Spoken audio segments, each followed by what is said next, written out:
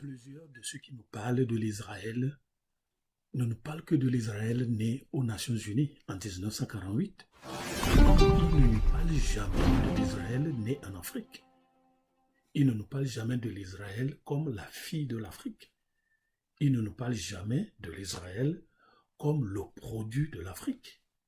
On ne parle que de l'Israël né aux Nations Unies, cette colonie anglaise divisée en États juifs et en États arabes. On ne nous parle jamais du premier congrès sioniste pour décider de quelle partie de la géographie universelle faut-il choisir pour en faire un État juif. Ça, c'était en 1897 à Bézot. Nous sommes en Suisse, à la frontière avec la France. On notait le 6e congrès du 22 au 28 août 1903, où la délégation russo-polonaise, les juifs russo-polonais refusaient la décision de choisir l'Ouganda en Afrique comme un État juif ou pour en faire un État juif. Alors, pourquoi l'Ouganda? Parce que à la frontière Burundi, Rwanda, Congo, se trouvait le fleuve Pichon.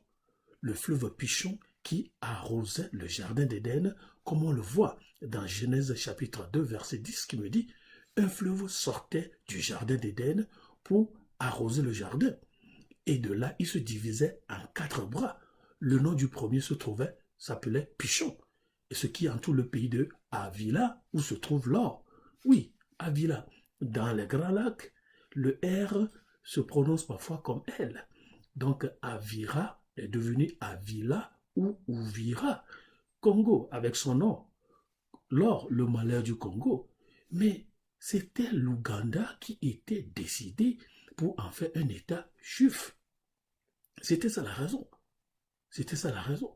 Mais en 1848, lorsqu'on va décider de créer l'État juif, même ce qu'on appelle Palestine, même ce qu'on appelle Cana, mais avant, on l'appelait Afrique du Nord orientale. Afrique du Nord orientale était composée de Cana et de Palestine.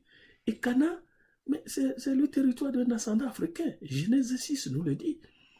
Cham engendra Couche, Misraïm, Poutz et Cana. C'est ça. Et c'est pendant la guerre mondiale que les correspondants de guerre vont commencer à appeler l'Afrique du Nord orientale Middle West ou Moyen-Orient.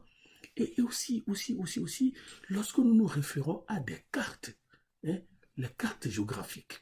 Par exemple, quand je prends le cartographe anglais, Emmanuel Bowen de 1747, et quand je prends Roman Heyer de 1743, et quand je prends la carte de Leo Africanus de 1737, toutes ces cartes-là placent le royaume de Juda en Afrique de l'Ouest. Oui, là, sur la côte des esclaves, précisément au Bénin, qu'on appelle Ouida. Avant, c'était pas Ouida, c'était le royaume de Juda. Vous voyez? Mais l'Israël et l'Afrique sont des relations de mère et de fille. Et pourquoi nous ne parlons pas de ça? C'est pourquoi Afrique. Remuez votre champ, creusez, fouillez, bêchez, ne laissez nulle place où la Bible ne passe et repasse. Histo-Afrique. Levez le voile colon et laissez parler la Bible elle-même. Au revoir. Plusieurs de ceux qui nous parlent de l'Israël ne nous parlent que de l'Israël né aux Nations Unies en 1948. Ils ne nous parlent jamais de l'Israël né en Afrique. Ils ne nous parlent jamais de l'Israël comme la fille de l'Afrique. Ils ne nous parlent jamais de l'Israël comme le produit de l'Afrique.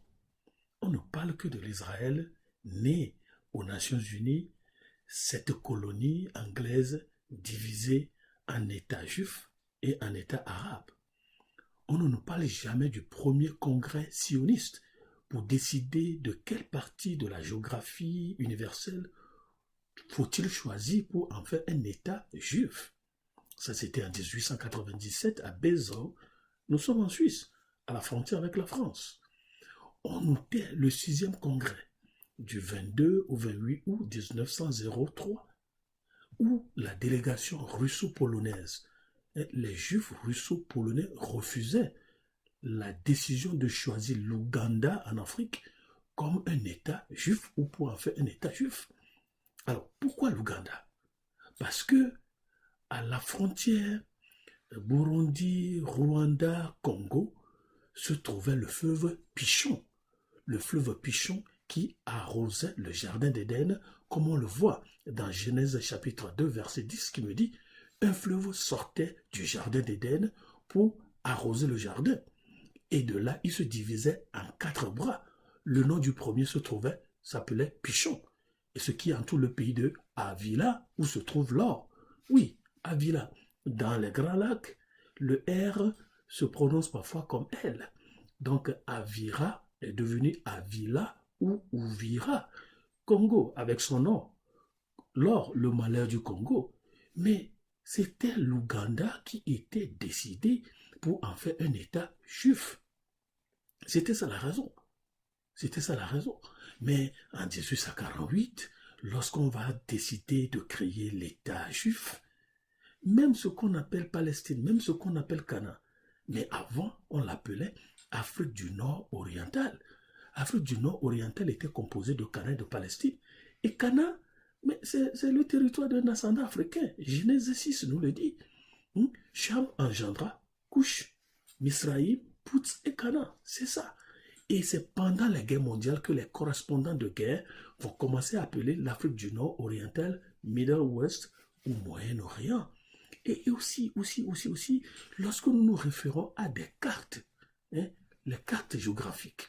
Par exemple, quand je prends le cartographe anglais, Emmanuel Bowen de 1747, et quand je prends Roman Heyer de 1743, et quand je prends la carte de Leo Africanus de 1737, toutes ces cartes-là placent le royaume de Juda en Afrique de l'Ouest.